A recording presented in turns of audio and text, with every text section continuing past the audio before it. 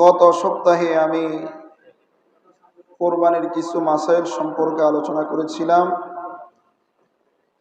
আজকেও জরুরি কিছু মাসাইল সম্পর্কে আলোচনা করব। সাথে ঈদুল আজহার বিশেষ কিছু সুন্নাত আছে, ঈদের দিনের এই সুন্নাতগুলি আলোচনা করব। আমরা সকলেই সর্বপ্রথম আমরা আমাদের নিয়তকে পরিশুদ্ধ করে নেই। আমরা কোরবানির পশু সহ যাহা কিছু ইবাদত মনে করি আমরা করি, এটা কার জন্য? একটু আওয়াজ দিয়া বলেন, কার জন্য? আল্লাহর জন্য। আল্লাহর নবীকে আল্লাহ পাক রব্বুল আলামিন লক্ষ্য করে বলেছেন, হে নবী আপনি বলে দেন, ইন্নাস সালাতি ওয়া নুসুকি ওয়া মাহইয়ায়া ওয়া মামাতি লিল্লাহি রাব্বিল আলামিন।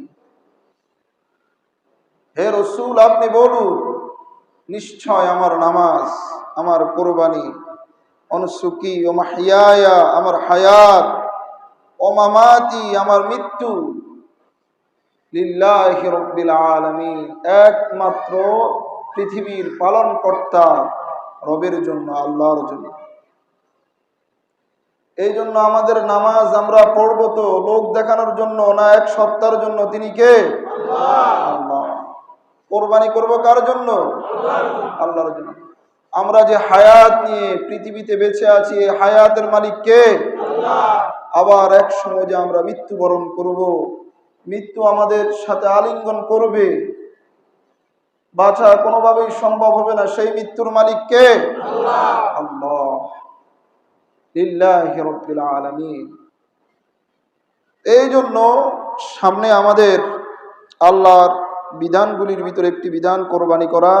এই বিধানটি একেবারেই সন্নিকটে। এখন থেকে যদি আমরা নিজেদের অন্তর পরিশুদ্ধ না করতে পারি, নিজেদেরকে আমরা পরিষ্কার পরিচ্ছন্ন না করতে পারি, পশু ক্রয় করব ঠিক, কোরবানি করব ঠিক, কিন্তু আল্লাহর জন্য হবে না। এই জন্য কোরবানি একা করি আর শরীকে করি। একটা পশুতে এককভাবে কোরবানি করি আর অংশীদারদেরকে রেখে কোরবানি করি। সকলের নিয়ত পরিশুদ্ধ হতে হবে। কি হতে হবে? যে এই কোরবানি একমাত্র আল্লাহ তাআলার জন্য। কার জন্য? আল্লাহ তাআলার জন্য। আমরা এখন থেকে এই ভুল প্রচলনগুলি আমরা উঠিয়ে ফেলব, যে অমুকের নামে, তমুকের নামে, দাদার নামে, ফিরের নামে, মৃত ব্যক্তির নামে। এদের কোনো নামে না, এদের পক্ষ থেকে কার নামে? আমরা ভুল বলি। আমরা বলি কি? আমার বাবার নামে এক শরীক, মায়ের নামে এক শরীক, ছেলের নামে এক শরীক। পশু কি কোনো ব্যক্তির নামে কোরবানি হয় না আল্লাহর নামে কোরবানি হয়? আল্লাহর নামে। সওয়াবটা যাদের নাম উচ্চারণ করা হয় তাদের আমল নামায় পৌঁছানো হয় জিম্মাদারি থেকে মুক্ত হওয়ার জন্য, জিম্মাদারি থেকে মুক্ত হওয়ার জন্য। বাকি পশুটা কোরবানি হয় এক সত্তার নামে। তিনি কে? আল্লাহ। আল্লাহর নামে পশু কোরবানি করতে হয়। আল্লাহর নামে পশু কোরবানি না করে যদি কোনো ব্যক্তির নামে পশু কোরবানি করা হয়, সে ফির হোক, বড় আল্লামা হোক, বড় বুজুর্গ হোক, অথবা বড় শিল্পপতি হোক, অথবা বড় রাজনীতিবিদ হোক, এই পশুটা হারাম হয়ে যাবে। কি হয়ে যাবে? হারাম। কারণ কোনো ব্যক্তির নামে কোরবানি হতে পারে না। সবাই বলেন, কোনো ব্যক্তির নামে কোরবানি হতে পারে না। ব্যক্তির পক্ষ থেকে আল্লাহর নামে কোরবানি। ব্যক্তির পক্ষ থেকে কার নামে কোরবানি? আল্লাহর নামে কোরবানি। এই কথাগুলি আল্লাহ তাআলা আমাদেরকে বুঝার তৌফিক দান করুন। মুহতারাম হাজিরিন, কোরবানির নিসাব।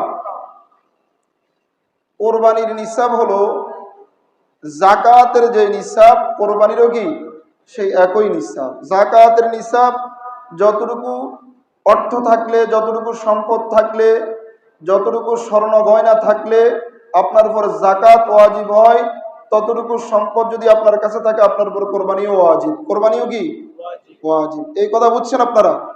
তবে যাকাত আর কোরবানির মাসালার ভিতরে, কোরবানির নেসাবের ভিতরে পার্থক্য হলো, যাকাতের নেসাবের উপর, যাকাতের সম্পদের মালিক হওয়ার পরে একটি বছর অতিবাহিত হওয়ার পরে জাকাত ওয়াজিব হয়। জাকাত কি হয়?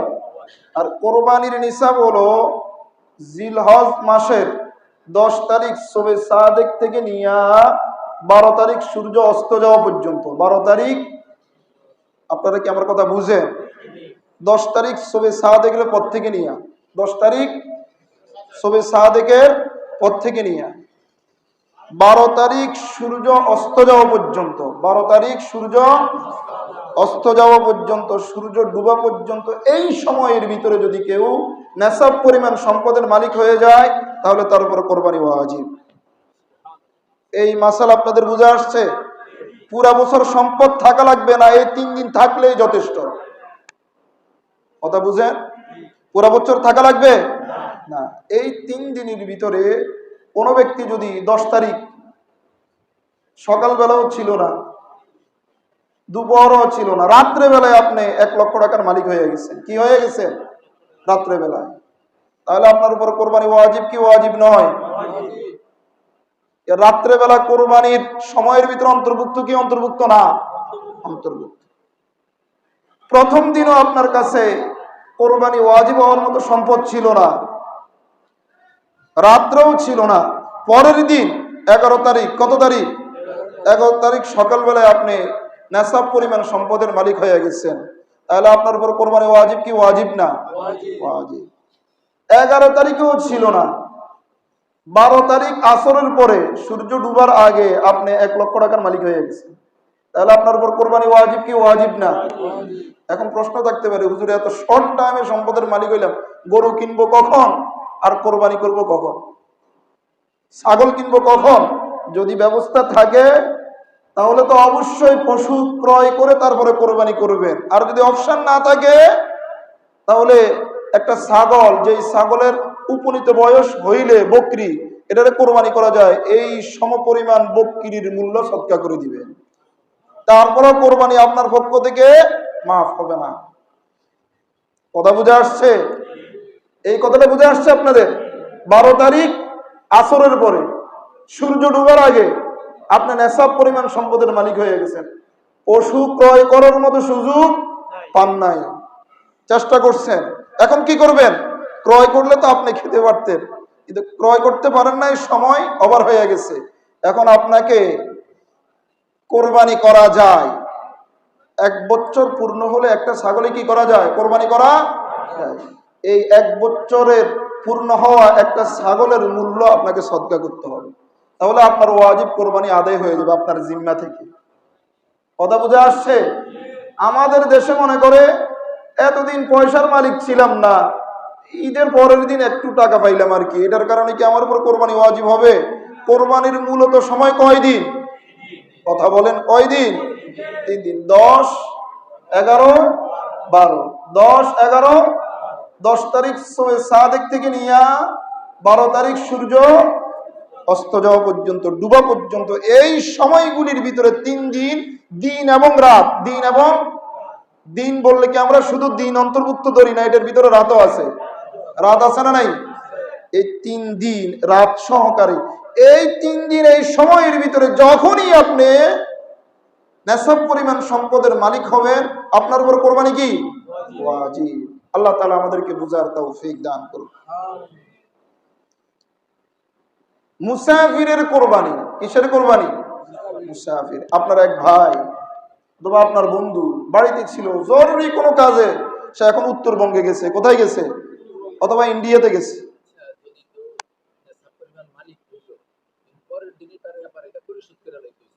থাকা অবস্থায় আপনাকে দিতে হবে। আপনি নেশাব পরিমাণ, সুন্দর মাসালা, আমাদের হক সাহেব একটা প্রশ্ন করছে, প্রথম দিন আপনার নেশাব পরিমাণ সম্পদ ছিল কিন্তু আপনি কোরবানি করেন নাই, জিম্মাদারি ছিল কি ছিল না?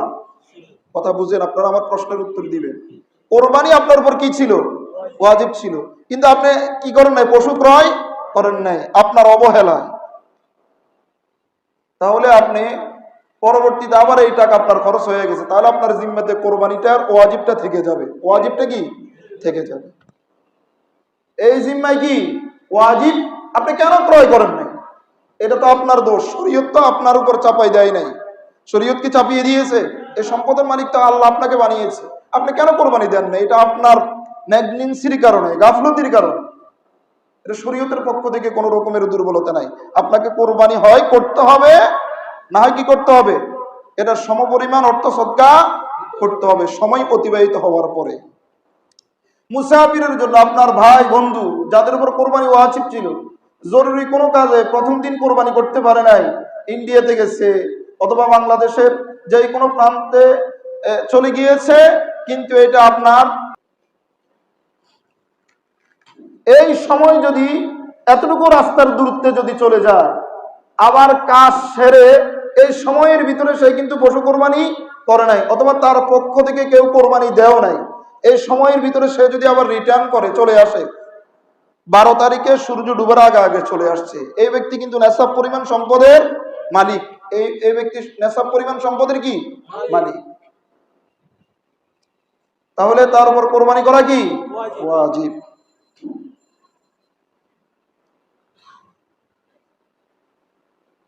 কোরবানি না করতে পারলে, ওই যে মাসালাটা বলছি, কোরবানির সময় আপনার কোরবানি ওয়াজিব ছিল কিন্তু কোনো কারণে আপনি কোরবানি করতে পারেন নাই, তাহলে কোরবানির সময় অতিবাহিত হওয়ার পরে কি করতে হবে? সাদাকা করতে হবে। পরিমাণ কি? যেই ছাগল কোরবানি করা যায় 1 বছর অতিবাহিত হইলে, ছাগল তো 1 বছরের চাইতে একদিন কম হলেও হবে না, একটা বকরি দিয়ে আপনি কোরবানি করবেন, এটার বয়স হলো কমপ্লিট 1 বছর। কত বছর? 1 বছর। একদিন কম হলেও ওই ছাগল দিয়ে বকরি দিয়ে কোরবানি করা কি হবে না? জায়েজ হবে না। তো এই রকমের একটা বকরির সমমূল্য আপনাকে সদকা করতে হবে। কোরবানির জন্য পশু ক্রয় করছেন, আপনি কি করছেন? কোনো ঝামেলার কারণে এই পশুটা আপনি জবাই করতে পারেন নাই কোরবানির সময়ের ভিতরে, আপনি 13 তারিখে জবাই করছেন, কি করছেন? কথা বুঝেন না? আছে না এরকম পশু যে কোনো কারণে ক্রয় করে রাখছে? অনেকে আছে 4-5টা ক্রয় করে কোরবানি করার জন্য, একটা করলো, 2টা করলো, একটা রেখে দিবে, পরে কোরবানি করবে আর কি। হঠাৎ ঝামেলায় পড়ে গেল, এটা আর কোরবানি করতে পারে নাই, ঘটনাক্রমে 13 তারিখ 14 তারিখ চলে আসছে, এরপরে সে জবাই করছে। সে মনে মনে ভাবতেছে আমি তো কোরবানির নিয়তে কি করলাম, ক্রয় করলাম, কিনলাম, এখন জবাই করতেছি। কোরবানির তো নির্দিষ্ট একটা সময় আছে, আছে না নাই? আছে। এই সময় অতিবাহিত হওয়ার পরে যদি আপনি কোরবানির নিয়তে যে পশু আপনি ক্রয় করেছেন সেটা যদি কোরবানির সময়ের পরে যদি জবাই করেন, পুরা গোশত আপনাকে সদকা করতে হবে। ফতোয়ার কিতাব বাদায়ুস সানায়ে, এই কিতাবের ভিতরে লিখেছে কোরবানির নিয়তে পশু ক্রয় করার পরে কোরবানির সময়ের ভিতরে যদি এই পশু কোরবানি না করতে পারে, সময় অতিবাহিত হওয়ার পরে যদি জবাই করেন, এই পশু পুরাটা আপনাকে কি করতে হবে? সদকা করতে হবে। সাথে আরেকটা কথা আছে, ফতোয়ার কিতাবের ভিতরে লিখছে জবাই করার কারণে মূল্য যদি হ্রাস পায়, মূল্য যদি কি হ্রাস পায়, মূল্য যদি কমে যায়, মূল্য কি কমে যায়। একটা গরু জীবিত অবস্থায় থাকলে কোরবানির সময় এটার মূল্য বেশি না? আপনি যদি বলেন আমি এটারে তো কোরবানি করতে পারি না, এখন জবাই করে বিক্রি করব, কেনা দামের চাইতে কম টাকায় বিক্রি করা লাগবে কি লাগবে না? আপনি কি বাজারে আপনার কোরবানির পশু আপনি ক্রয় করছেন 1.5 লক্ষ টাকা, পরে গোশতের হিসাব করলেন 1 কেজি 1800 টাকা করেই পড়ে, কত? কথা বুঝাইতে পারি, একটা হিসাব করলেন আর কি, হিসাব করা তো জায়েজ নাই, আপনি হিসাব করলেন। এখন যদি বলেন আমি এটা কোরবানির উদ্দেশ্যে ক্রয় করছি, এটা তো একটু ডিমান্ড বেশি হবে, 1800 টাকা করেই তোমাকে কিনতে হবে, কেউ কিনবে? কথা বোঝেন? কিনবে কেউ?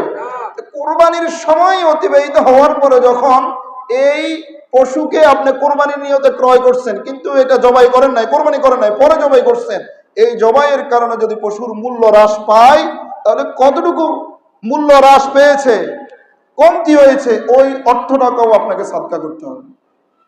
কারণ এই পশুর মূল মূল্য সহকারেই যে অর্থে যেই দাম দিয়ে আপনি ক্রয় করছেন, ওই লেভেলেই আপনার উপর কোরবানি কি হয়েছে? ওয়াজিব হয়েছে। ওটা তো আপনি পালন করেন নাই। এই কারণে ফতোয়ার কিতাবের ভিতরে লিখেছে সময় অতিবাহিত হওয়ার পরে যদি আপনি এটাকে কোরবানি করেন, জবাই করেন, তাহলে জবাই করার কারণে আপনি এটার দাম যদি কমে, জবাই করার কারণে দাম কমে যায়, তাহলে যতটুকু দাম কমেছে ওই অর্থটাকেও আপনাকে কি করতে হবে? সাদকা করতে হবে। তবে আপনার জন্য সুন্দর সিস্টেম হলো, যদি মাসালা জানা থাকে, আপনি কোরবানি করতে পারেন নাই, তাহলে জীবিত পশুটাকে এই গরিব মিসকিনদের মাঝে কি করে দিবেন? সাদকা করে দিবেন। তাহলে আর বাড়তি অর্থ আর জরিমানা দেওয়া লাগবে না। কোরবানির পশুর বয়স, কোরবানি যে সমস্ত পশু দ্বারা করা যায়, ওট, গরু, মহিষ, ওট, গরু, মহিষ, ছাগল, ভেড়া, দুম্বা। ছাগল, ভেড়া, কারো অজস্র টাকার মালিক, সে যদি বলে আমি হরিণ দিয়ে কোরবানি দিব, কি কর, হবে কিনা? এটা ইসলামের শাআর না, আল্লাহর পক্ষ থেকে এটা নির্ধারিত না। কোন ব্যক্তি যদি বলে যে আমি তো অনেক টাকার মালিক, হরিণ দিয়ে দেবো, কি হয়েছে, হবে না? হবে না। বন্য পানি দিয়েও যদি কোরবানি করে, কোরবানি হবে না। এখন কথা হলো, ওট, গরু, মহিষ, ছাগল, ভেড়া, দুম্বা, ওটের বয়স সর্বনিম্ন 5 বছর হতে হবে। কত বছর? 5 বছর। কেউ যদি ওট দিয়ে, আমাদের বাংলাদেশে এখন ওট উঠে, ঢাকা, গাবতলী, বিভিন্ন হাটে ওট উঠে। ওটের বয়স যদি 5 বছরের একদিনও কম হয়, কয়দিন? একদিন। তাহলে এই ওট দিয়ে কোরবানি করলে কোরবানি ওয়াজিব, কোরবানি আদায় হবে না। হবে না। গরু, মহিষ, এটার বয়স হচ্ছে সর্বনিম্ন 2 বছর। কত বছর? 2 বছর। 2 বছর থেকে যদি একদিনও কম হয়, তাহলে কোরবানি করলে কোরবানি আদায় হবে না।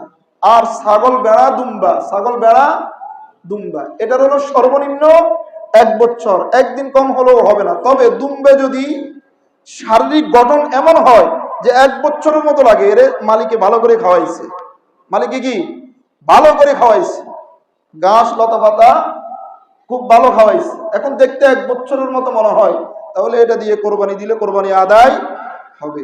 6 মাসের, 7 মাসের, কিন্তু মনে হয় যে কি 1 বছরের মতো হৃষ্টপুষ্ট করে। এখন কথা হলো, হুজুর এক সময় মুরব্বীরা গিয়ে দাঁত দেখতো, কি দেখতো বাজারে, এবার ওই গরুর মুখের ভিতরে হাত ঢুকে দিত, এ দাঁতাইছে কিনা, কি কয়, দাঁতাইছে কিনা। এখনো অনেকে দেখে। আসলে বিষয়টা এমন নয়। আপনি দেখবেন অনেক গরু আছে অনেক বিশাল হয়ে গেছে, হাইব্রিড, যেগুলা শাহিওয়াল, বিভিন্ন বাইরের রাষ্ট্রের গরুগুলো আছে না, অনেক বড় বড় হয়ে যাবে, 1 বছরে বিশাল গরু। হ্যাঁ, বাহামা, 1 বছরে বিশাল গরু। এখন আপনি দাঁতও উঠে যায়, ওই যে হাইব্রিড হওয়ার কারণে দাঁতও উঠে যায়, কিন্তু বয়স তো কি হয় নাই, বয়স হয় নাই, 2 বছর হয় নাই। এটা দিয়ে যে আপনি কোরবানি করতেছেন, দাঁত এবং শারীরিক গঠনের উপর আসলে বিষয়টা না। বিষয়টা হলো দাঁত তো দেখবেন, মূলত যারা খামারি আছে অথবা দেশি যে সমস্ত ভাইরা গরু বিক্রি করে, এদেরকে জিজ্ঞেস করবেন এই গরুর বয়স কত বছর, আপনাকে জিজ্ঞেস করতে হবে। এরা, এটা আমি বলতেছি। এখন মালিকে যদি বলে আমার এটার বয়স 2.5 বছর হয়েছে, এই গরুর বয়স, এই মহিষের বয়স, অথবা 3 বছর হয়েছে, কিন্তু মূলত এটা 1.5 বছরের। কত বছরের? 1.5 বছর। আপনি দেখবেন যে গঠন প্রণালীতে এবং ব্যক্তিটাকে দেখতে মোটামুটি ভালো লোকের মতো মনে হয়, মিথ্যে বলবে না। তাকে বলবেন, এ ভাই আমি কিন্তু এই পশু দিয়ে কোরবানি দিব, তুমি বলতেছ তোমার কথার উপর ঈমান নাই না, আমি এই পশুটি নিতেছি, মিথ্যা কথা বললে আমার কোরবানি আদায় হয়ে যাবে। এই গুনার মালিককে, কথা বুঝেন নাই, আমি তোমার কথার উপর ঈমান নাই না, তোমারে বিশ্বাস করিয়া এই পশুটা আমি কি করলাম, কিনলাম। যদি এটার বয়স কম হয় অথবা ঠিক মতো দাঁত না উঠে, তাহলে এটার জিম্মাদারি তোমার উপর। এটার জিম্মাদারি কি? তোমার উপর। এখন হে যদি এটার বোঝা বহন করতে পারে বলবে, কিন্তু আপনার কোরবানিটা হয়ে যাবে, আপনার পক্ষ থেকে কোরবানি কি হয়ে যাবে। এই কারণে মালিককে জিজ্ঞেস করবেন যে এই পশুর বয়স কতটুকু হতে পারে, জিজ্ঞেস করে নিবেন, দাঁতও চেক করবেন, জিজ্ঞেসও করবেন সবগুলা। কারণ এটা এটা শুধু গোস্ত খাওয়ার জন্য না, এটা একটা সেন্সিটিভ বিষয়, আল্লাহর একটা বিধান আপনি পালন করতে যাচ্ছেন, এই জন্য খুব সতর্কতার সাথে পশু ক্রয় করবেন। ত্রুটিযুক্ত পশুর কোরবানি। ত্রুটিযুক্ত, ত্রুটি বলতে অনেক রকমের ত্রুটি হতে পারে পশুর ভিতরে, তো কয়টা উল্লেখ করব, কিন্তু একটা কায়দাই কুল্লিয়া আছে, স্বতন্ত্র নিয়ম আছে কোরবানির পশুর ত্রুটি। যে কোনো পশুর 1/3 অথবা তার চাইতে বেশি যদি কি হয়, ত্রুটিযুক্ত হয় 1/3, কতটুকু? 3/1, 3/1 অথবা তার চাইতে যদি কি একটু বেশি ত্রুটিযুক্ত হয়, তাহলে ওই পশু দিয়ে কোরবানি করলে কোরবানি হবে না। ছাগল বকরি মাদি ছাগল, আপনি একটা ছাগল ক্রয় করছেন, এটার বাট হইল 2টা, কয়টা? দুধ দহন করার বাট কয়টা? গরুর কয়টা? এখন ছাগলের যদি একটা কাটা হয় 1/3 বেশি না কম? আপনারা মনে হয় এটা বুঝেন না। অর্ধেক, কতটুকু? অর্ধেকের ত্রুটিযুক্ত। আপনি যদি বলেন পুরো ছাগল তো ঠিক আছে, বাট একটা সমস্যা হলে কি হইল, কিন্তু এটা তার ওই অঙ্গের, এটা তার ভিন্ন একটা মুস্তাকিল স্বতন্ত্র একটা অঙ্গ, এই অঙ্গের 2/1 নাই, 2/1 অথচ ত্রুটি হতে হবে কতটুকু?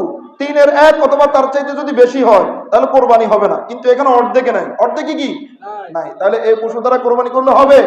হবে না। আপনি মাদি গরু ক্রয় করলেন, বাট 4টা, 2টা কাটা হবে না। একটা যদি একেবারে গোড়া থেকে কাটা, এটারে অপারেশন কইরা মোটামুটি চিকিৎসা করছে আর কি, গোড়া থেকে কাটা, বেশিরভাগ অংশ কাটা, তাহলেও কি কোরবানি হবে? হবে না। 1/3 যদি পরিমাণ হয় অথবা তার চাইতে যদি একটু বেশি হয়ে যায়। আমাদের দেশে বেশিরভাগ পশু এটা খামারিদের, কাদের? এরা বিভিন্ন হাটে উঠায়, আপনার ভ্যান গাড়িতে করে আনে, ট্রাকে করে আনে, আনার কারণে অনেক সময় ধাক্কার সময়, একসাথে নামার সময় পা অ্যাক্সিডেন্টের কারণে পা ভেঙে যায়। এরপরে আপনার যে চামড়া আছে, চামড়া ফেটে যায়, চামড়ায় দাগ পড়ে যায়। কোন পশু যদি পায়ে আঘাত খায়, এমন মারাত্মক আঘাত পেয়েছে যে 4টা পায়ের ভিতরে 3টা মোটামুটি ঠিক আছে, একটা জমিনে রাখতেই পারে না, এত মারাত্মক দুর্ঘটনার শিকার হয়েছে, একটা জমিনে রাখতেই পারে না। দেখবেন কিছু কিছু লোক আছে এমন, এই গরুর দাম হলো 5 লক্ষ টাকা, কিন্তু পাটা এমন আঘাতযুক্ত হয়েছে, এখন এটার দাম 1.5 লক্ষ টাকা। কত? চিন্তা করতেছে, এত বিশাল গরু, গোস্ত হবে 8 মণ, কয় মণ? এটা 1.5 লক্ষ টাকা। পায়ে সমস্যা, পা তো পড়ে যায় নাই, কি নিয়ে যাই, ফিকাবে করে নিয়ে যাবো, কোরবানির দিন সকালে বাইর করে জবাই করে দেবো, বিশাল চামড়া, বিশাল কি চামড়া, বিশাল না, এত বিশাল 8 মণ গরু, এটা কি হইল না? আপনাকে দেখতে হবে, এটা মূলত গোস্তের হিসাবের জন্য, গোস্ত খাওয়ার জন্য, হৃষ্টপুষ্ট, ত্রুটিযুক্ত, ত্রুটিমুক্ত, ত্রুটিযুক্তটা করা যাবে না। আল্লাহর জন্য কোরবানি করব, না দোষ নুদোষ, দেখতে সুন্দর এইরকম পশু দিয়ে আল্লাহর নামে কোরবানি করব। তো এইরকম যদি ত্রুটিযুক্ত হয়, 3-4 পাওয়ের 1 পাও অথবা 2 পাওয়ে একেবারে অবস্থা খারাপ, তাহলে পশু দিয়ে কোরবানি করা যাবে না। তবে হ্যাঁ, পাটা যদি এই রকমের অ্যাক্সিডেন্ট হয়েছে, সে খোঁড়ায়, আমরা যেটাকে কি বলি ল্যাঙ্গাড়া, খোঁড়ায়, এমনি হাঁটতে পারে, তবে বুঝা যায় যে পাটা আঘাতপ্রাপ্ত, পাটা কি আঘাতপ্রাপ্ত। যদি এই রকমের হয়, তাহলে এই রকমের পশু দিয়ে কোরবানি করা কি হবে? যায় যাবে। 3 পাও কমপ্লিট ভালো, 3 পাও কমপ্লিট কি ভালো, 1 পায়ে এমনি একটু সমস্যা হয়েছে, কিন্তু হাঁটতে পারে, কষ্ট করে হাঁটতে পারে, হেঁটে যেই জায়গাতে কোরবানি করবেন পশুটা, ওই জায়গাতে যাওয়ার ক্ষমতা তার কি আছে। তাহলে এইরকম পশু দিয়ে কোরবানি করলে কি হবে? জায়েজ হবে। তবে আমি এইরকম পশু দিয়ে কেন কোরবানি করব? আল্লাহর নামে করব, যেটা কমপ্লিট ভালো, এই রকমের পশু দিয়ে কোরবানি করব। ঠিক আছে তো ইনশাআল্লাহ? এভাবে লেজ যদি এক সময় এইরকম গরু আমাদের দেশে চাষ হইতো না, হালের গরু বিক্রি করতো, কি কথা বুঝে না? আপনারা তো এখানে 70% 80% লোক বয়স আমার অনেক বড়, আপনারা দেখছেন না হালের গরু, কিসের গরু? হাল চাষ করতে যে ওই গরু, ওইগুলোর ঘাড়ের ভিতরে ওই যে হালের ডান্ডা রাখতো, যে দাগ পরে যাইত, এরপরে এখানে বিভিন্ন রং লাগাইতো। আবার অনেকের আছে ওই যে হাল চাষ করতে তো লেজরে এভাবে কি ঘুরে ঘুরে সামনে দৌড়াইতে হয়, লেজ চাপ দিয়ে এভাবে ঘুরতে দিলে না গরু সামনে হাঁটে, তো এটার কারণে অনেক সময় লেজ ভেঙে যায়, লেজ কি ভেঙে যায়। দেখবেন যারা আপনারা বয়স একটু বেশি, আপনারা দেখছেন অর্ধেক নাই, নিচের অংশ নাই, এইরকম লেজ যদি 3 ভাগের 1 ভাগ না থাকে অথবা তার চাইতে যদি বেশি না থাকে, তাহলে ওই পশু দিয়ে কোরবানি করলেও কোরবানি কি হবে না? আদায় হবে না। শিং, গরু আপনি ক্রয় করতে গেলেন কিন্তু শিং ভাঙা, যদি মূল থেকে উঠে যায়, গরু গুতেগুতি করার কারণে মূল থেকে যদি উঠে যায়, গোড়া থেকে যদি একেবারে ভেঙে যায়, তাহলে ওই পশু দ্বারা কোরবানি করলে কোরবানি হবে না। আর যদি আংশিক ভাঙে, আংশিক কি গুঁতে দেওয়ার পরে আগে একটু পড়ে গেছে আর কি, বাকিটা পুরো কমপ্লিট ঠিক আছে, তাহলে এইরকম পশু দিয়ে কোরবানি করলে কোরবানি কি হবে? জায়েজ হবে। এরপরে অন্ধ পশু, রাস্তায় আনতে আপনি টানলে হাঁটে, এই ছাড়া সে হাঁটে না, এদিক সেদিক চলে যেতে চায়, চোখে দেখে না, কি গরুর চোখে কি সমস্যা হতে পারে না? কি বলেন? যদি অন্ধ গরু হয়, আপনি টানলে হাঁটে কিন্তু মানুষের সাথে বাড়ি গা, গাড়ির সাথে বাড়ি গা, তাহলে গরুর চোখে কি আছে? সমস্যা আছে।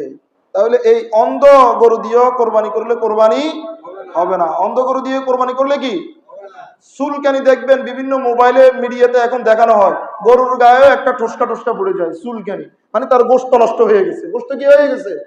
নষ্ট হয়ে গেছে। এই রকমের পশু দিয়ে কোরবানি করলে কোরবানি হবে না। গরু একেবারে জীর্ণ শীর্ণ, হাড্ডির মগজে শুকাইয়া গেছে, এই রকমের পশু দিয়ে কোরবানি করলে কোরবানি কি হবে না। এক কথায় হৃষ্টপুষ্ট ত্রুটি মুক্ত পশু দিয়ে আমরা কি করব? এখন গরু আপনি ক্রয় করে আনছেন, কি আনছেন? আনার পরে ত্রুটিযুক্ত হয়ে গেছে, এখনো কোরবানি করেন নাই, কোরবানির সময় হয় নাই।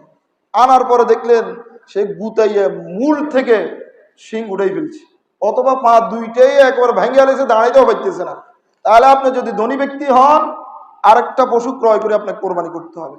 আর যদি গরিব হন, এই ত্রুটিযুক্ত কোরবানির নিয়তে কিনছেন, ত্রুটিযুক্ত পশু দিয়ে কোরবানি করলে কোরবানি কি হয়ে যাবে। জবাই করার সময় যদি কোনো রকমের ত্রুটি দেখা দেয়, জবাই করার সময় কোন রকমের অ্যাক্সিডেন্টের শিকার হয়, ত্রুটিযুক্ত হয়ে যায়, জবাই করার জন্য শোয়াইলেন, উইঠে এখন অবস্থা খারাপ, দুর্ঘটনার শিকার হয়ে গেছে, তাহলে ওই সময় ওই ত্রুটি গ্রহণযোগ্য না। ওই ত্রুটি নিয়ে পশু কোরবানি করলে কোরবানি কি হয়ে যাবে। কোরবানির অসংখ্য অগণিত মাসাইল। এরপরও আপনাদের ব্যক্তিগত যদি কোনো মাসালা জানার থাকে আমাকে জিজ্ঞেস করবেন পার্সোনালি, ইনশাআল্লাহ আমি উত্তর দেওয়ার চেষ্টা করব। বন্ধা পশু কি, দেখবেন অনেকে গাই গরু কিনে, মানে এটার একবারও বাচ্চা হয় না, বাচ্চা হয়ও না, এগুলো কিন্তু দেখতে শুনতে হৃষ্টপুষ্ট। বন্ধা পশুর কোরবানি কি আছে? জায়েজ আছে, এটা কোরবানির কোনো সমস্যা নাই। 6 শরিক মিলে একটা পশু ক্রয় করছেন, 7ম নাম্বার শরিকটা রসুলের নামে, কার নামে? এটা কোরবানি হবে কিনা? এইরকম লোক আছে না, 5-6 জনে নামাজি, এরা নিয়ত করছে আমরা 1 শরিক রসুলের নামে দিব। কার নামে?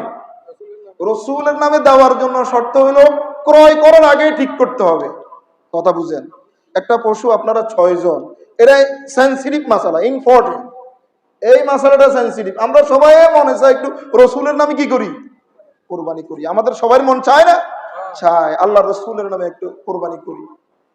6 জনে মিলে একটা পশু আপনি ক্রয় করছেন, কেনে আনার পরে তারপরে 7ম অংশ রসুলের নামে নির্ধারণ করতেছেন, তাহলে কোরবানি হবে না। কোরবানি কি? কারণ প্রতিটা অংশ 7ম অংশ থেকে কমে যাচ্ছে। আপনি এই পশুটার ভিতরে যদিও 6 শরিক, কিন্তু আপনার এটা সাবর 7-এর 1, কত? 7-এর 1, 6 জন হলেও এটাকে আপনি 7ম অংশ ধরতে হবে, কারণ একটা পশুর ভিতরে কয় শরিক অন্তর্ভুক্ত হওয়া যায়? 7 জন।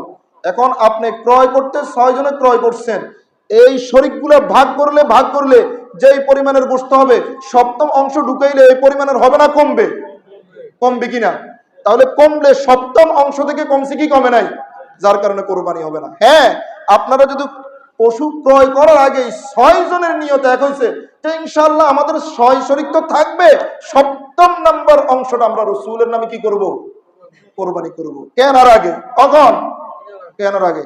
তাহলে এই 6 জন ব্যক্তির পক্ষ থেকে 7ম অংশ, একটা অংশ কমপ্লিট, 7ম অংশটা রসুলের নামে। কোরবানি করতে কোনো রকমের সমস্যা নাই। আল্লাহ তাআলা আমাদেরকে বুঝার তৌফিক দান করুন। মান্নতের পশু, মান্নতের এক ব্যক্তি বলল আমার যদি একটা ছেলে হয় একটা পশু কোরবানি করব, একটা গরু কোরবানি করব। আমাদের দেশে এটা অনেক বেশি। ডাক্তার কবিরের সব শেষ করিয়া ছেলে সন্তান হয় না, এখন নিয়ত করে হয় শাহজালাল জামু, না হয় শাহপুরান জামু, আর না হয় পশু কোরবানি করব। এইরকম নিয়ত করে কি করে না? কথা বলেন না কেন? এইরকম নিয়ত করে না? যদি পশু কোরবানির নিয়ত করে, কোরবানির 2 অর্থ। কয় অর্থ? এক অর্থ হলো কোরবানি মানে জবাই করা। কোরবানি মানে শুধু কি? কোরবানি মানে আল্লাহর নামে কোরবানি করে দিব, এটারও জবাই করে দিব। তাহলে একটা পশু এই নিয়ত করার পর আপনার নিয়ত যদি হাসিল হয়, বছরের যে কোনো সময় আপনি এই পশু জবাই করতে পারবেন। আর যদি মান্যতের দ্বারা উদ্দেশ্য এটা হয় যে কোরবানি করবেন মানে কোরবানির সময়ে, তাহলে বছরের অন্য কোনো সময় কোরবানি করলে কোরবানি হবে না। জবাই করলে কি এই মান্যত পুরা হবে না। কোরবানির সময়ে আপনাকে পশু কি করতে হবে? কোরবানি করতে হবে। নির্দিষ্ট কোনো ছাগল বা গরুকে নির্ধারিত করলেন, আমি এই গরু পালি, আমার যদি ফোলায় তাহলে এই গরু কোরবানি করব, কিন্তু কোরবানির সময় এখনো অনেক বেশি, এই পর্যন্ত পশু এটা রাখা যাবে না, মারা যাবে অথবা কোনো সমস্যা হয়ে যাবে। তাহলে ফতোয়ার কিতাবের ভিতরে লিখছেন এটাকে বিক্রি করে এটার টাকা রেখে দিবেন। কি করবেন? এটার টাকা রেখে দিবেন। কোরবানির মৌসুম আসার পরে, কোরবানির সময় আসার পরে এই টাকা দিয়ে একটা পশু ক্রয় করে ওই পশুটা কি করবেন? কোরবানি করবেন। শরীয়ত আপনাদের জন্য অনেক সহজ করে দিচ্ছে।